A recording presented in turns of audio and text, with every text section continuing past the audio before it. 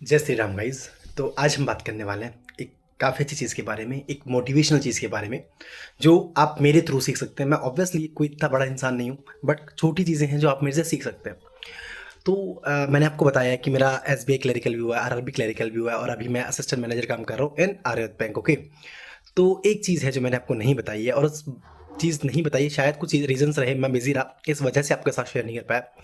लेकिन जो ये चीज़ बताने का रीज़न है, उसके पीछे रीज़न है कि आप उससे क्या सीख सकते हो, वो बात करेंगे आज। तो जो बात बताने वाला हूँ वो ये है कि 1 जनवरी 2025 को मेरा एक और सिलेक्शन हुआ है as manager, general banking officer, as manager in Madhyanchal Gramin bank. अब आप लोग ये पूछेंगे कि ये कौन सा एग्ज़ाम होता है। तो जो आपका आरआरबी पीओ के साथ एग्ज़ाम आता है, आरआरबी पीओ, आरआरबी क्लरिकल, उसी के साथ ये फॉर्म निकलता है, और उसी के साथ मीन्स वाले एग्ज़ाम के दिन होता है। सिर्फ इसका मीन्स होता है और एक इंटरव्यू होता है, मतलब मीन्स और इंटरव्यू, उन दोनों को कंबाइन करके फिर वो फाइनल सिलेक्शन होता है। तो उसमें मेरा एज ए फाइनल सिलेक्शन हुआ as a manager, and I got Madhyanchal Gramin Bank. मुझे ऑब्वियसली मैंने वो फॉर्म इसलिए अप्लाई करा था कि मैं राजस्थान जा पाऊँ, अपने होम स्टेट, बट थोड़े से मार्क्स कम रहे, एंड दैट इज़ वाई मुझे वो सिलेक्शन, मतलब सिलेक्शन हुआ, बट मुझे राजस्थान नहीं मिला, मुझे मध्यांचल ग्रामीण बैंक मिला इन मध्य प्रदेश, और वो मैंने ज्वाइन नहीं करा। तो चलो मैं आपको दिखा देता हूँ कि मेरा कहाँ कैसा क्या, क्या रहा है। गाइस ये देखिए, मेरा है फाइनल सिलेक्शन का रिजल्ट। ओके। सो आप देख रहे होंगे, मेरा इसमें नाम है, मेरा रोल नंबर है, रजिस्ट्रेशन नंबर है, कैटेगरी जनरल से हूँ, और जो मेरा एग्रीगेट बना है, स्कोर बना है आपको 51.85, और जो मेरा इसमें फाइनल सिलेक्शन हुआ आप देखेंगे, ये अनरिजर्व कैटेगरी में मध्यांचल ग्रामीण बैंक मिला है मुझे इसमें। तो देखो, एक्चुअली मैं इसमें बता देता हूँ मेरे मार्क्स कैसे कैसे आए थे। मेरे आरआरबी जो स्किल 2 का एग्ज़ाम था, इसमें मुझे जो मेंस का एग्ज़ाम था उसमें मिले थे 90.69 मार्क्स, कट ऑफ से 19 point approx 20 marks about the cut off. Okay. और जो मुझे इंटरव्यू में मार्क्स मिले थे वो मिले थे 80 out of 100। Okay. So this was my marks, and ये मेरा फाइनल सिलेक्शन रहा था।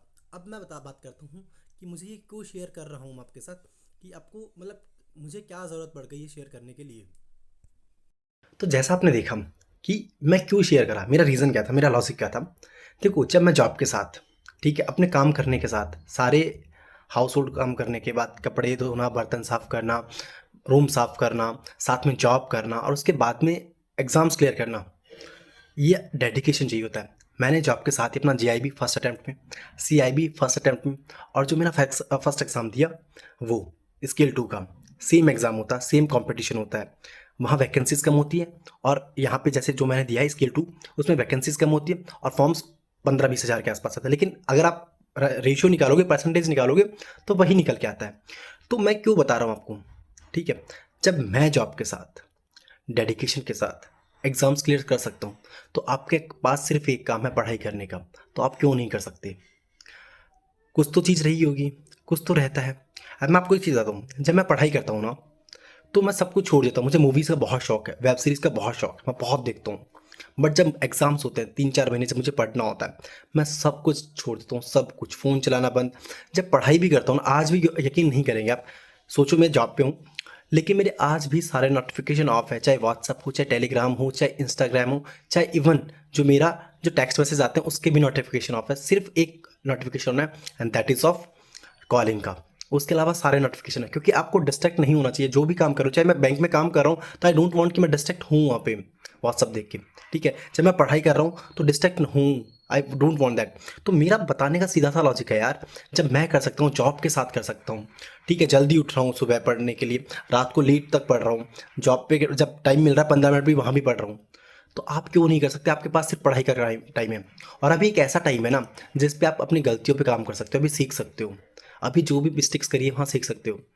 तो आई वांट कि यार तुम अपनी गलतियों को सही करो, उन चीज़ों को आइडेंटिफाई करो, पढ़ो, क्योंकि आज पढ़ लोगे ना तो बाद में इतनी प्रॉब्लम्स नहीं आएगी। तुम सोचो, हमें 3 साल हो गए, ठीक है, और मैं आज भी पढ़ रहा हूँ, और अब फिर से पढ़ना शुरू कर दिया मैंने, जो अब एग्ज़ाम आने वाला सितंबर के लिए।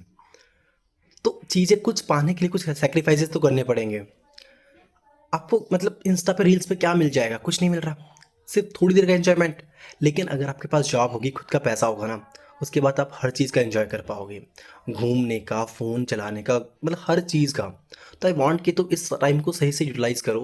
अभी तुम्हारे पास टाइम है, उसको यूटिलाइज़ करो। जब मैं कर सकता हूँ तो आप भी कर सकते हो, आई वांट दैट, ठीक है। और फिर भी आपको लगता है कुछ छोड़ दिया, कुछ डाउट्स है आपके माइंड में, कैसा भी छोटी से छोटा question, I am always there to help you. कैसा भी क्वेश्चन हो, छोटे से छोटा, चाहे ये मत सोचिएगा कि मैं क्या सोचूंगा, दुनिया तो सोचती रहेगी, दुनिया काम ही है सोचना, ठीक है, कहना। लेकिन जब तुम्हारे लिए सही हो तो पूछने में और चीज़ें करने में कोई प्रॉब्लम नहीं है, ठीक है। तो मेरी तरफ से यही है।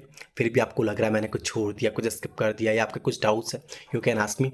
मेरा टेलीग्राम चैनल आपको पता ही है, _confident_banker, और मुझे मैसेज कर देगा। और पढ़ते रहो, इस टाइम को सही से यूटिलाइज करते रहो। Bye bye, take care, enjoy.